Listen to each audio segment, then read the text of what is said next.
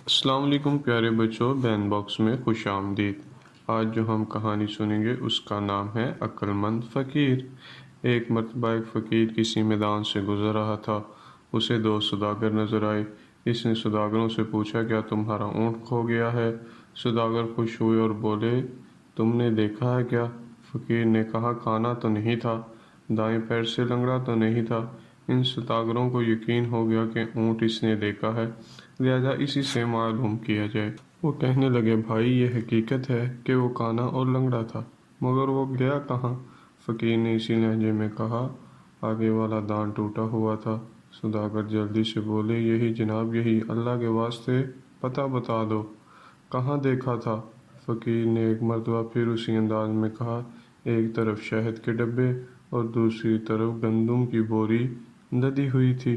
اب دونوں کو پکا یقین ہو گیا کہ فقیر نے ان کا اونٹ دیکھا ہے۔ فقیر بابا، اب جلدی سے ہمیں چل کر بتائیے کہ ہمارا اونٹ کہاں ہے؟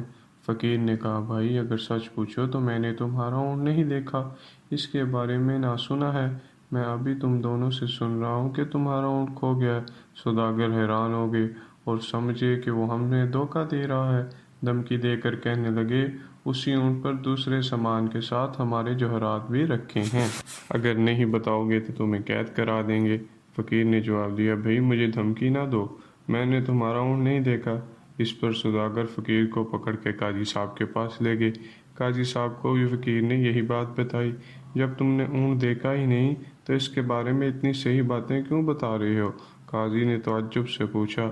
فقیر مسکرانے لگا اور کہا، قاضی صاحب، میری بات سن کر آپ ضرور شک میں مبتلا ہوں گے، لیکن میں اب آپ کو حقیقت بتاتا ہوں۔ جب میں گھر سے نکلتا ہوں تو آنکھیں کھلی رکھتا ہوں۔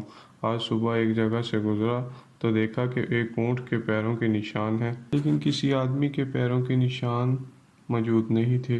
میں سمجھ گیا کہ یہ اونٹ رسی توڑا کر بھاگا ہے۔ پھر دیکھا تو اونٹ کے ایک پاؤں کا نشان بھی نہیں تھا، اس سے معلوم ہوا کہ وہ لنگڑا ہے۔ پھر دیکھتا ہوں کہ راستے میں ایک طرف سے گھاس چرنے کے نشان ہیں، جس سے معلوم ہوا کہ وہ کانا تھا۔ دانت کے ٹوٹنے کا علم اس طرح ہوا کہ جس پودے کو اس نے کھانے کی کوشش کی، اس کے کچھ پتے رہ گئے تھے۔